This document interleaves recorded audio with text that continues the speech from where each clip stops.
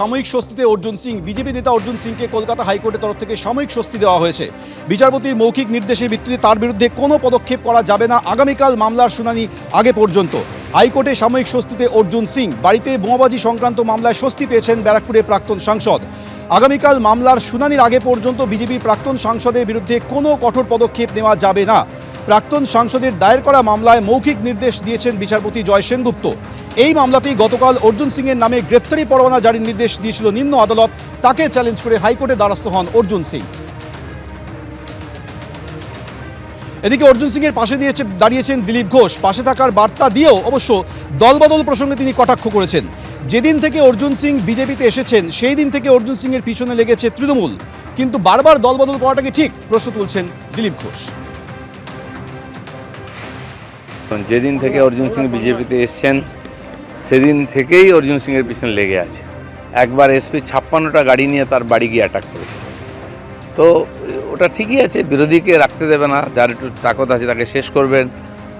অর্জুন সিংকে স্ট্যান্ড ঠিক করা উচিত। উনি এদিক ওদিক করেন, সমস্যা হয়ে যায় কর্মীদের পক্ষেও, কিন্তু ওনাকে টার্গেট করেছে ওরা, ওকে রাজনীতি করতে দেবে না। কিন্তু অর্জুন সিং লড়ে আসছে এসবের বিরুদ্ধে, পার্টি ওনার সঙ্গে আছে, যা করার আমরা করব। ওর নামে 100টা কেস আছে, তো সমনও এসছে অনেক আগে, বাকি আইনের লড়াই লড়ছে।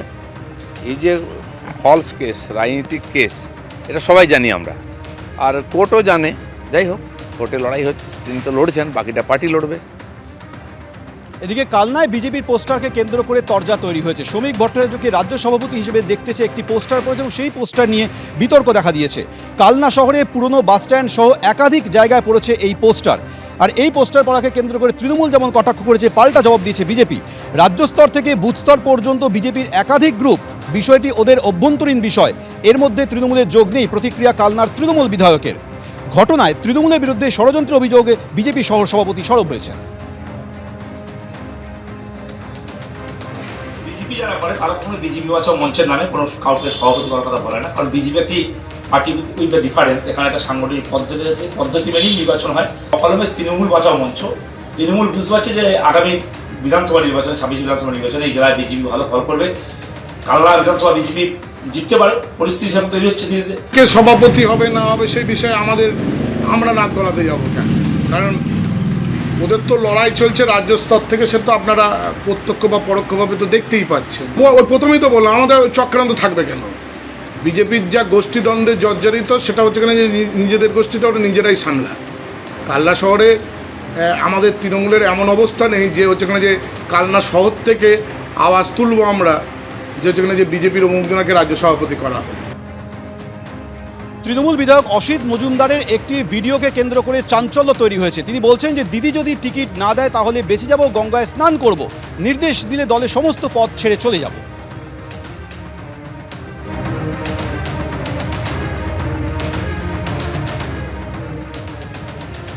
হাড়গোড় ভেঙে দেব।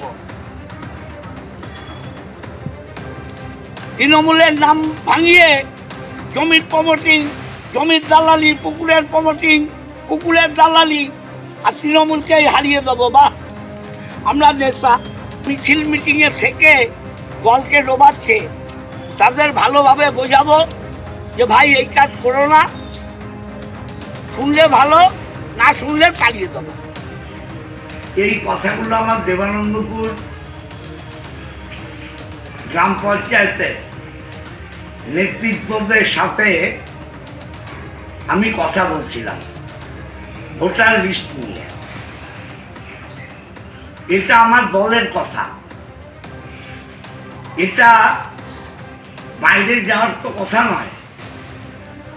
এটা বাইরে যদি যায় এটা তো ঠিক নয়। আমি আমার দলের সৈনিকদের উদ্বুদ্ধ করতে কিছু বলতেই পারি। দলের মধ্যে মনে হচ্ছে দলের নেতৃত্ব যতটা সক্রিয় হয়ে করা উচিত ততটা করছে না। তাদেরকে উদাহরণ দিয়ে বোঝাতে হচ্ছে দল করতে গেলে দলের গাইডলাইন মানতে হবে। বিধায়ক কোনো কাজ দিলে দলের কর্মীরা নাকি তাকে কলা দেখিয়ে দিচ্ছে, এটা আমরা বলছি না, বিধায়ক নিজে প্রকাশ্য সবাই স্বীকার করে নিচ্ছে। আজকে তিনি বলছেন যে তার দলের কর্মীরা নাকি বিজেপির কাছ থেকে টাকা নিয়ে বিক্রি হয়ে যাচ্ছে। আরে তৃণমূল দলটাই তো টাকার উপর চলে, টাকা যেখানে তৃণমূলের কর্মীরা সেখানে।